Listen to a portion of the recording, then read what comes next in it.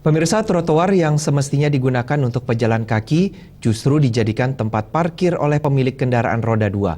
Seperti terlihat di Jalan Kamboja, tepatnya di depan SMA Negeri 1 Denpasar dan SMA Dwi Jendra. Hal itu membuat kenyamanan pejalan kaki menjadi terganggu.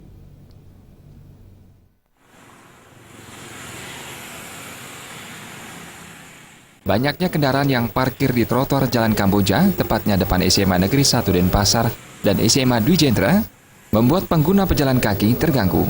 Pengguna jalan kaki tidak bisa leluasa untuk melewati trotoar. Pengguna pejalan kaki Komang menyatakan sangat terganggu dengan banyaknya kendaraan yang parkir di trotoar. Seharusnya kendaraan tidak parkir di tempat tersebut. Komang berharap instansi terkait bisa membenahi sistem parkir agar tidak menggunakan trotoar sebagai tempat parkir. Ya susah banget. Biasanya kan bisa lewat sini, tapi sekarang nggak bisa karena kan penuh dengan parkiran.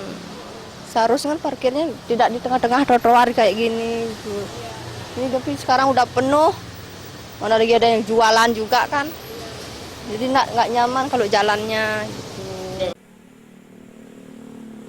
Trotoar yang fungsinya sebagai tempat pejalan kaki sudah beralih fungsi menjadi tempat parkir. Perilaku pengendara yang memarkir kendaraan di trotoar harus mendapat tindakan tegas dari instansi terkait.